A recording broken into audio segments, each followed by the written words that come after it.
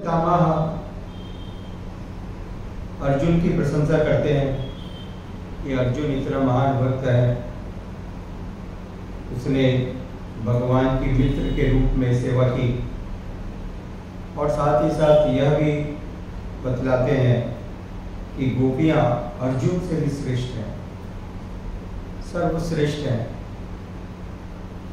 क्योंकि इन गोपियों ने भगवान श्री कृष्ण की अत्यंत प्रेम के साथ सेवा की, जिसमें व्यक्तिगत स्वार्थ का लेस भी नहीं है। टॉप मोस्ट ऑफ डिवोटीज, भक्त का अर्थ होता है एकमात्र भगवान की प्रसन्नता के लिए कार्यों को करना, एकमात्र, विदाउट एनी सेल्फिश डिजायर, जिसमें अपने आनंद की कोई भी कल्पना या इच्छा भी ना हो। ये उत्तम प्रेम है।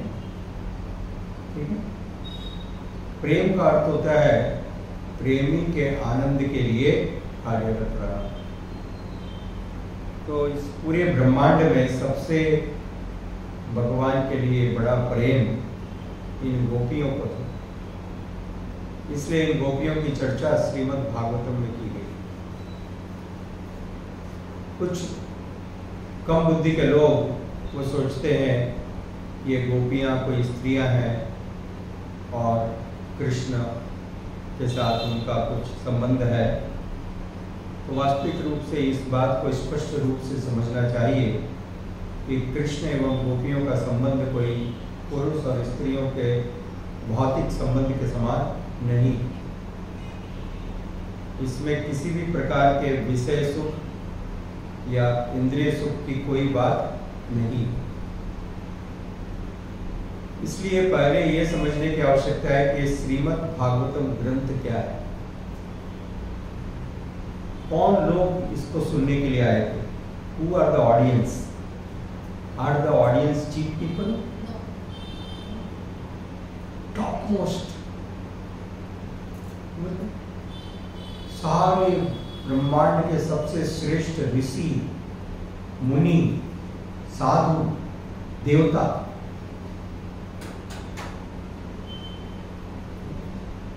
ब्रह्मांड के सारे टॉप मोस्ट, व्यासदेव, लौमुस मुनि, पराशर मुनि, नारद मुनि, सौनक मुनि, इस प्रकार के मुनि ऋषि जो हजारों सालों से तपस्या कर रहे थे, they were completely purified, जिनके हृदय में कोई भी पाप विचार नहीं। परीक्षित महाराज, जिन्होंने अपने माँ के गर्भ में भगवान का दर्शन कर लिया, सब ध्यान करते हैं कि बाद में दर्शन कर सके भगवान का, हजारों साल की तपस्या करके वो दर्शन उन्होंने माँ के पेट में ही कर लिया, भगवान का दर्शन। ऐसे लोग जो चर्चा करेंगे, क्या वो साधारण चर्चा होगी? Will they talk something ordinary? No. इसलिए सुखदेव गोस्वामी जी जो जन्म से मुक्त हैं, वो उनको भगवान की दिव्य लीलाओं के बारे में सुना है। श्रीमद् भागवतम के पहले स्कंद के दूसरे श्लोक में वर्णन करते हैं श्रीमद् भागवतम के बारे में। धर्म प्रोचित कैटवत्र परमो निर्मत्सराणां सताम् वेद्यं वास्तवत्र वस्तु शिवदं तापत्रयो उन्मूलनम्। श्रीमद् भागवते महामुनि कृते किं वा परिरेश्वर सत्रो हृदवरुद्धते अत्र कृतभिः शुश्रुभि तत्क्षणा। धर्म प्रोचित कैटवत्र परमो निर्मत्सराणां सताम्। ये श्रीमद् भागवतम उन लोगों को प्रिय है जिनके हृदय में पाप का लेस भी नहीं है। निर्मत्सर, मत्सरता मतलब ईर्ष्या, मत्सरता मतलब ईर्ष्या। संसार का स्वाभाविक गुण है। किसी के पास भी आपसे ज्यादा कोई वस्तु है तो आपको ईर्ष्या है। परंतु ये भागवतम उन लोगों के लिए है जिनके हृदय में ईर्ष्या का लेस भी नहीं है। परम निर्मत्सराम सताम वेद्य वास्तवत्र वस्तु शिवदम तापोत्रय उन्मूलनम। यह अत्यंत पवित्र शिवदम, सत्यम शिवम सुंदरम शिवदम, ये श्रीमद् भागवतम पूर्ण रूप से शुद्ध है, पवित्र है। पहले बता दिया गया सुखदेव गोस्वामी जी का। तो ये कोई लड़के और लड़की का कोई मिलन नहीं, दिस इज नॉट समथिंग मुंडे। ये इतना दिव्य है, भौतिक संसार में किसी का प्रेम प्रसंग सुनोगे तो आपके मन में विषय सुख की इच्छाएं बढ़ेगी। आप किसी का प्रणय संबंध देखोगे तो आपके मन में कामनाएं बढ़ेंगी। परंतु भगवान श्री कृष्ण का गोपियों के साथ जब आप वार्तालाप सुनोगे तो आपके हृदय से सारी कामेच्छा समाप्त हो जाएगी। समझ में आया? All the material desires will be gone. दोनों में कितना बड़ा अंतर है सोचिए। इसलिए ये कोई साधारण विषय नहीं है। और दूसरी बात, इस विषय को सुनने के लिए ब्रह्मांड के सारे बड़े से बड़े ऋषि मुनि वहां पर एकत्र हुए। तो इससे आप समझ सकते हो कि कितना पवित्र विषय है। तापोत्रय उन्मूलन, इस कथा को सुनने से हमारे तीनों प्रकार के ताप, आदि दैविक, आदि भौतिक, आध्यात्मिक, तीनों प्रकार के ताप समाप्त हो जाएंगे। उन्मूलन, पूरी तरह से समाप्त हो जाएंगे। श्रीमद् भागवते महामुनि कृते किं वा परिरेश्वरे, ये जो श्रीमद् भागवतम है ये महामुनि व्यास देव के द्वारा रचित है।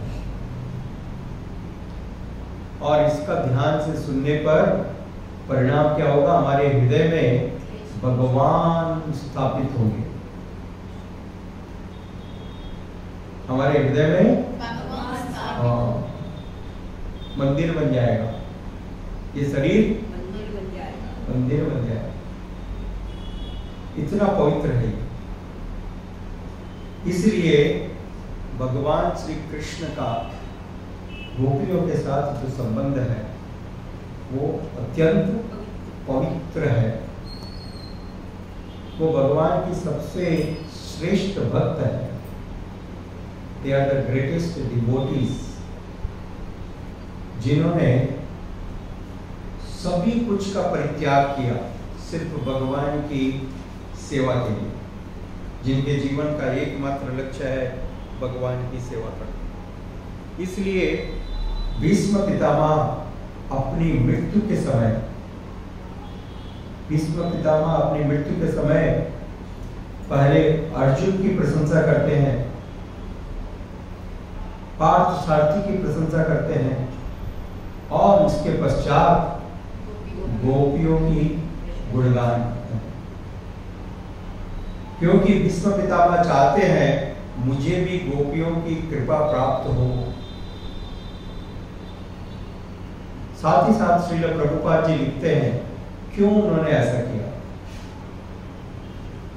क्योंकि भगवान श्री कृष्ण वहां उपस्थित थे और भगवान अपनी स्तुति से ज्यादा अपने भक्तों की स्तुति सुनना पसंद करते हैं। भौतिक संसार में क्या होता है, आपको अपनी प्रशंसा सुनने में बड़ा इंटरेस्ट है। भले ही आपके अंदर, मेरे अंदर प्रशंसा का आपको एक भी गुण ना हो, एक भी गुण फिर भी यदि आप मेरी झूठी प्रशंसा करोगे तब भी मेरे को पूरा ध्यान रहेगा, पूरी आंखें खोल करके सीधा बैठ करके ध्यान से सुनूंगा और बोलो, right right, this is common. परंतु भगवान अपने भक्तों की प्रशंसा सुनना पसंद करते हैं। His devotees glorification, यह भगवान का गुण है। भगवान अपने भक्तों का गुणगान सुनना पसंद करते हैं। इसलिए भगवान श्री कृष्ण को प्रसन्न करने के लिए भी भीष्म पितामह ने गोपियों का गुणगान किया। तो दोनों प्रयोजन है, एक वो गोपियों का आशीर्वाद चाहते हैं और दूसरा ये गुणगान करके वो भगवान को प्रसन्न करना चाहते हैं। Because Krishna is interested in the glorification of his pure devotees. भगवान का ये रुचि है, भगवान का ये इंटरेस्ट है अपने शुद्ध भक्तों का गुणगान सुनने में। इसलिए देखिए, श्रील रूप गोस्वामी जी ने बताया भगवान के सामने किसी और की पूजा नहीं की जाती, ये एक अपराध है, ठीक है। भगवान के सामने किसी और की पूजा नहीं की जाती। इसलिए हम इस कॉल में कभी नहीं करते, तुलसी माता की भी आरती करते हैं तो पहले दर्शन बंद करते हैं। दिस इज द रीजन, भगवान के सामने किसी की पूजा नहीं की जाती। परंतु आप देखिए, हमेशा जब कृष्ण कृपा मूर्ति श्रील एसी भक्तिवेदांत स्वामी प्रभुपाद जी की आरती करते हैं तो दर्शन पूरे खुले रहते हैं, राइट? आपने नोटिस किया हो क्या कारण? कारण ये है कि अपने ऐसे शुद्ध भक्त का गुणगान, उनकी महिमा देखकर भगवान प्रसन्न होते हैं। Krishna feels happy, he feels satisfied when he such great glorious devotee is glorified.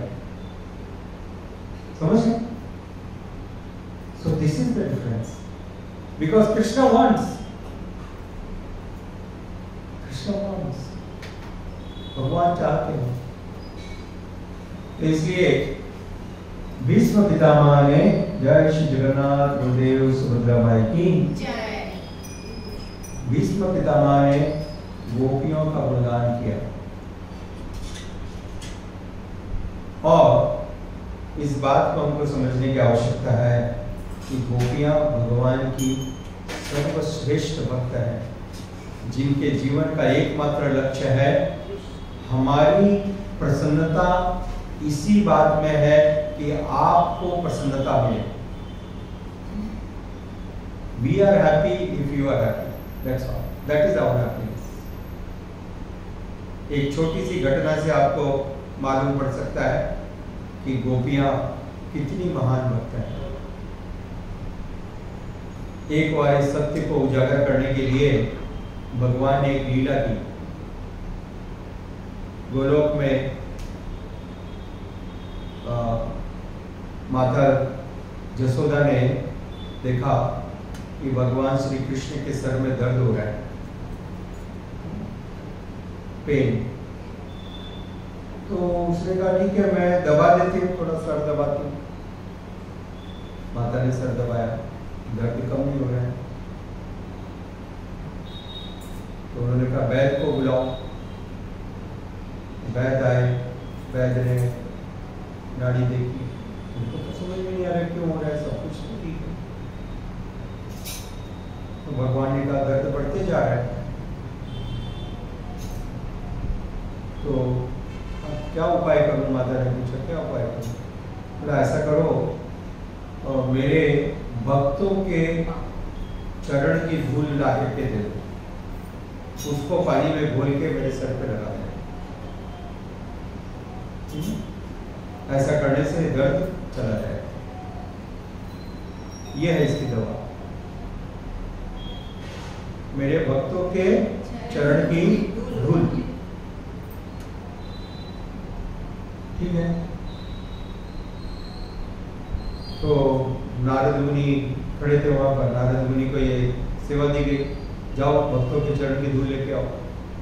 और नारद मुनि आप भी तो भक्त हो। तो नारद मुनि का भक्त तो हूं, परंतु भगवान के सर पे मेरे चरणों की धूल, मैं जाके बाहर ट्राई करता हूँ। ठीक है ना, स्मार्ट है। तो नारद मुनि वहां से निकले और ब्रह्मांड में अलग अलग भक्तों के पास गए। ध्रुव महाराज, प्रहलाद महाराज, अमरीश महाराज, सबके पास, हनुमान जी। जो सुनता नारद मुनि को और डांटता नारद मुनि, मेरा सत्यानाश करने के लिए नहीं मिला क्या आपको? अरे क्या पूछ रहे हो आप? पाँव की धूल भगवान के सर पे लगाऊं? भगवान के चरणों की धूल तो हमारे सर पे लगाते ही आए जब से हम पैदा हो गए। आज आप क्या कर रहे हो? हाँ। तो नारद मुनि ने सब जगह चेष्टा की, कोई भी इस बात के लिए सहमत नहीं हुआ।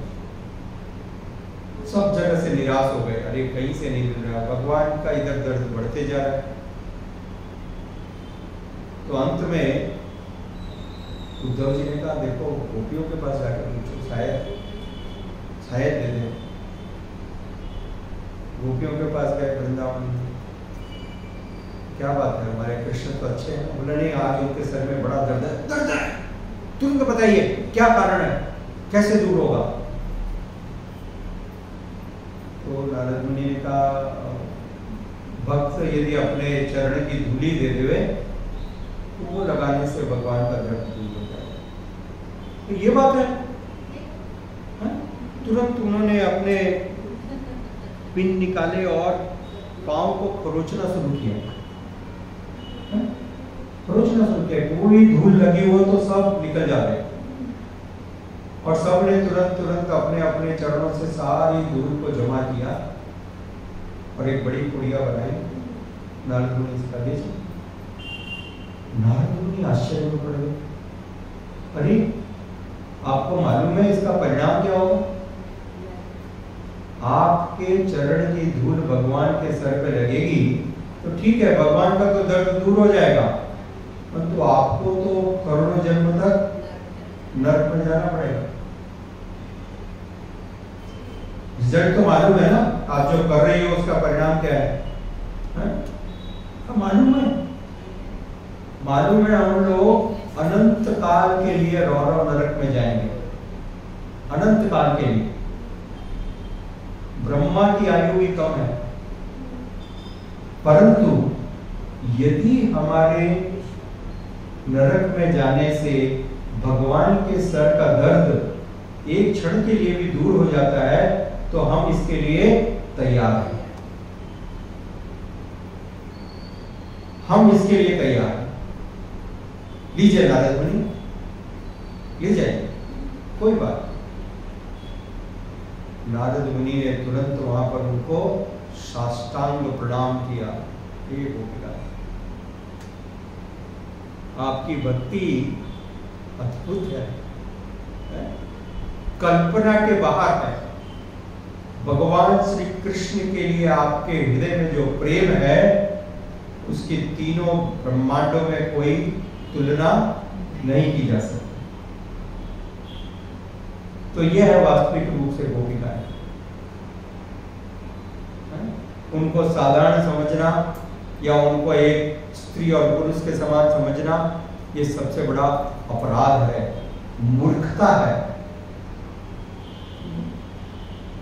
इसलिए पहले हृदय का शुद्धिकरण होने के बाद भगवान की इन अंतरंग लीलाओं को सुनना चाहिए, पहले नहीं है? तो भीष्म पितामह जो भगवान के इतने महान भक्त हैं, वो यहाँ पर गोपिकाओं का गुणगान करते हैं क्योंकि वो उनका आशीर्वाद चाहते हैं, उन गोपिकाओं का कृपा चाहते हैं। जो सभी भक्तों के लिए सबसे महान और पूजनीय है, worshipable. These gopikas are worshipable. उनकी भक्ति का एक छोटा सा भाग 0.0001% भी यदि हमको मिल गया तो हमारा जीवन सफल हो गया। ठीक है। तो भीष्म पितामह इस प्रकार से भगवान एवं भगवान के भक्तों का गुणगान करते हुए अपने प्रयाण की तैयारी कर रहे हैं और हम सबको प्रेरणा प्रदान कर रहे हैं। हरे कृष्णा। धन्यवाद।